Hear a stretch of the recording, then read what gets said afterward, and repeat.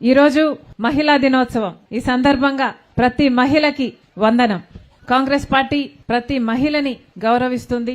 అసలు సృష్టికి మూలం మహిళ. అసలు మహిళ లేకపోతే జీవం లేదు, అసలు సృష్టే లేదు. అలాంటిది మహిళ ఒక కూతురిగా, ఒక సోదరిగా, ఒక భార్యగా, ఒక తల్లిగా ఎన్నో పాత్రలు అన్నిటికీ న్యాయం చేస్తూ తనని తానే అర్పించుకునేదే మన భారత మహిళ.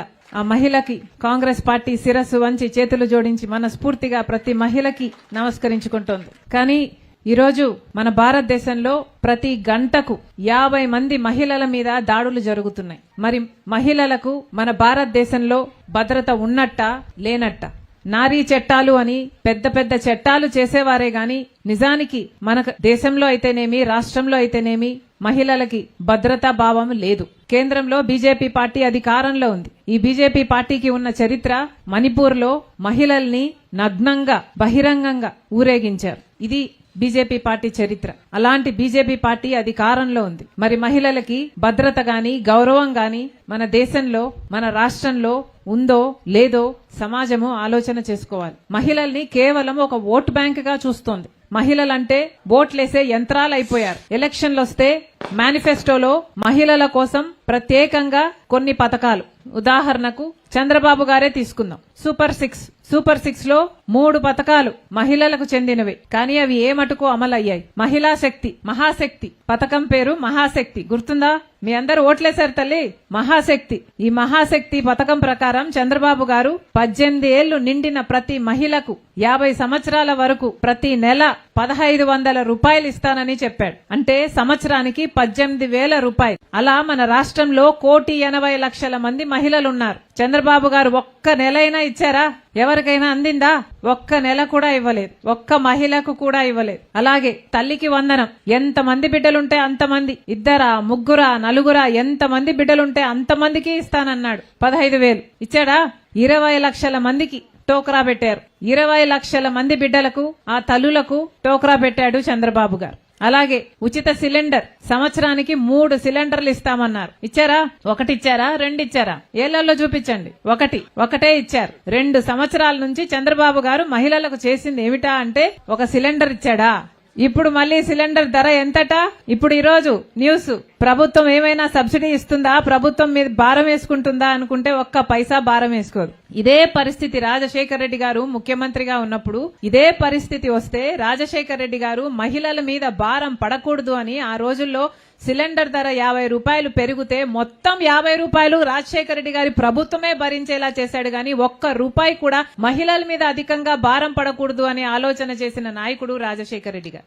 అసలు రాజశేఖర రెడ్డి గారు ముఖ్యమంత్రిగా ఉండంగా కరెంటు ఛార్జీలు పెరగలేదు, మున్సిపల్ ట్యాక్సీలు పెరగలేదు, గ్యాస్ ధరలు పెరగలేదు. ఏవి పెరగకుండానే, ఏవి పెంచకుండానే అంత అద్భుతంగా అన్ని ఆరోగ్యశ్రీ, ఫీజు రీయింబర్స్మెంట్, రుణమాఫీ ఇవన్నీ అద్భుతంగా అమలు చేసిన నాయకుడు రాజశేఖర రెడ్డి గారు. పాలకుడు అంటే అలా ఉండాలి. కానీ ఇప్పుడు ఎలా ఉన్నారు? అసలు చంద్రబాబు గారు ఏం చెప్పారు? మహిళలకిచ్చే రుణాలు, డ్వాక్రా మహిళలకిచ్చే రుణాలు 3 లక్షల నుంచి 10 లక్షల వరకు చేస్తానన్నారు. ఎలక్షన్లు అయిపోయి 2 సంవత్సరాలైంది. చేశారా? 7,500 కోట్ల రూపాయలు బకాయిలు అలాగే ఉన్నాయి. 1,18,00,000 మహిళలు, సంఘాలు అలాగే ఎదురు చూస్తూనే ఉన్నాయి. ఎప్పుడు ఇస్తాడా చంద్రబాబు గారు అని. కానీ చంద్రబాబు గారు ఏమిచ్చారు? 15,000 కోట్ల రూపాయలు కరెంటు ఛార్జీలు పెంచి మహిళలకి గిఫ్ట్ గా ఇచ్చాడు. చంద్రబాబు గారు ముఖ్యమంత్రి అయ్యాక 15,000 కోట్ల రూపాయలు కరెంటు ఛార్జీలు పెరిగాయి. అవన్నీ మీ దగ్గర నుంచే వసూలు చేస్తున్నాడు చంద్రబాబు గారు. అర్థమవుతుందా?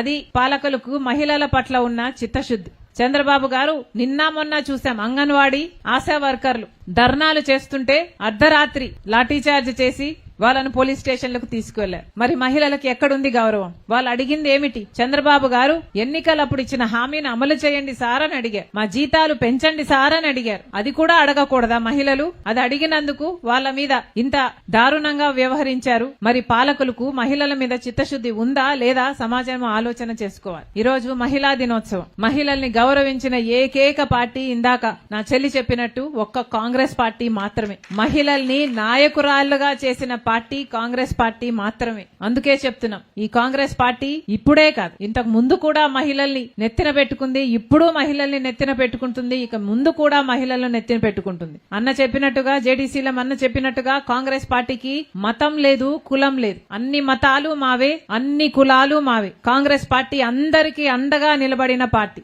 ఏ పార్టీ అయితే స్వాతంత్రం తెచ్చిందో అదే పార్టీ ఈ రోజుటి వరకు కూడా కట్టుబడి ఉంది రాజ్యాంగానికి. మనది ఒక సెక్యులర్ రాజ్యాంగం. అంటే ప్రతి మతము, ప్రతి కులము, ప్రతి భాష, ప్రతి ప్రాంతము, ఆడ మగ అందరూ సమానం. ఈ హక్కులు అందరికీ లభించాలి. ఇది కాంగ్రెస్ పార్టీ సిద్ధాంతం.